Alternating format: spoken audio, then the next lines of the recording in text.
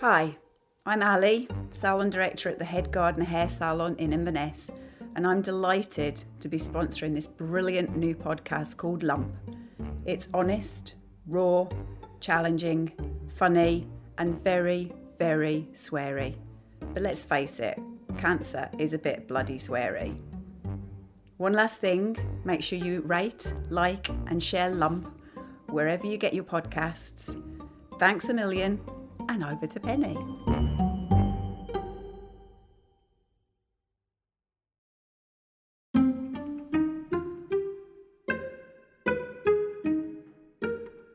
Awake.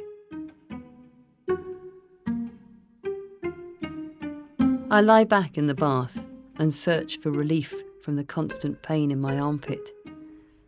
I've given in and taken some painkillers, the first since my lymph node biopsy a week ago. The pain has become scratchy and constant, and I'm irritable and sad. Yesterday's giddy high from learning the lymph nodes are clear has been replaced by a fresh sense of exhaustion and dread for next week's operation. My left breast is swollen and bruised, stained turquoise from the biopsy, and I suddenly feel weirdly sorry for it, both for what it's been through over the past few weeks and what lies ahead. I take time to study it in a way I never have in all the years it's been a part of me.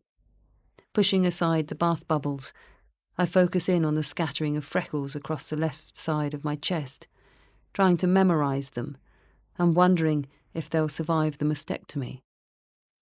Should I take a photo of her? Her? I've started to talk about my left breast as if it's a separate part of me, almost like I've started to create a distance before it's removed.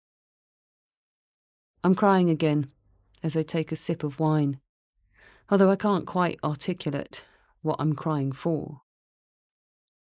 When a mastectomy started to take root in my mind as being the only possible path to clearing me of cancer, I immediately started to grieve for the loss.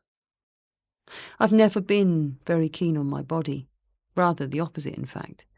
In patches when life has pressed me into bouts of anxiety and depression, I've experienced an almost dysmorphic dislike of my body. At the height of these episodes, I would duck under mirrors, and I remember, long ago, undressing under the duvet to stop from having to catch sight of myself. I talked to a therapist for a patch, and we tried to trace it back, wondering if this curious self-revulsion had origins in my relationship with my estranged dad. Now, though, lying chin-deep in the beautiful claw-footed freestanding bath which David fitted for me, I feel a sense of injustice on behalf of my poor, much maligned and unloved body. I look down and see full and muscular legs which have cycled me for miles through some of the most beautiful landscape in the world. The jagged C-section scar isn't ugly. It's evidence of delivery of my amazing daughter. I may not have soft and feminine curves, but that's because my frame is solid, strong, and capable. It's a body which hasn't wavered or buckled under any challenge over the years. Why have I given it such a hard time? Why haven't I loved this hard-working, supremely effective and useful body more? Waves of anger at why I've wasted time in self-loathing lap at me.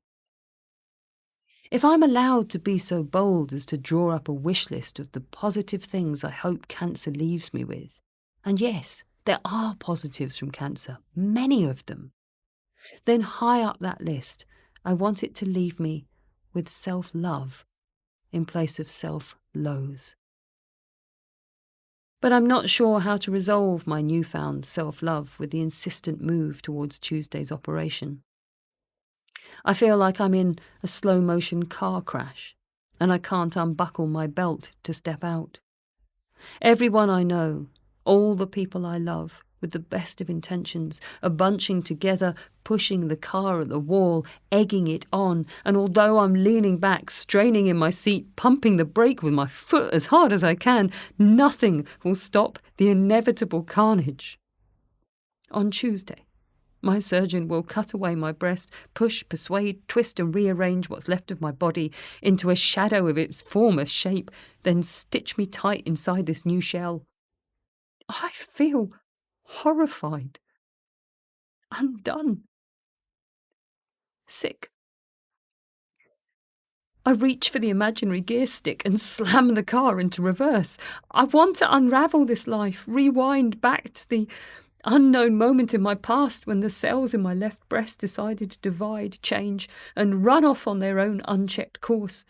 I want to pause at that precise moment and scream, "Stop!" Plead with them not to do this. Set out my stall, make my case for why cancer should not pick on me to set up home. I want to call all the witnesses who've commented over the past few weeks I'm too healthy, look too well, I'm too fit, too positive, too capable, too what? Too good for this path in life? Or just too fucking scared? But I can't find reverse. I've even considered running, driving north to Ascent, hiding in the folds and creases of that landscape I love so much until Tuesday has passed. Trouble is, I know Ascent too well. I've hidden there before, and I'm well aware that the Lochans act like a mirror to my soul. So far from hiding from my cancer, I'd only end up incarcerated with it, unable to escape its persistent whine. No, I have no choice but to step towards the knife.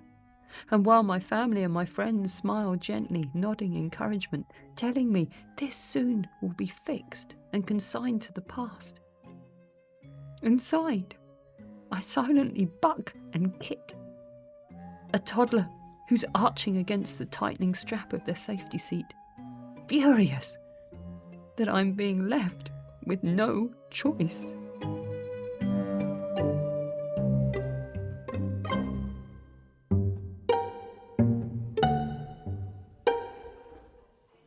Hi, this is John from The Head Gardener.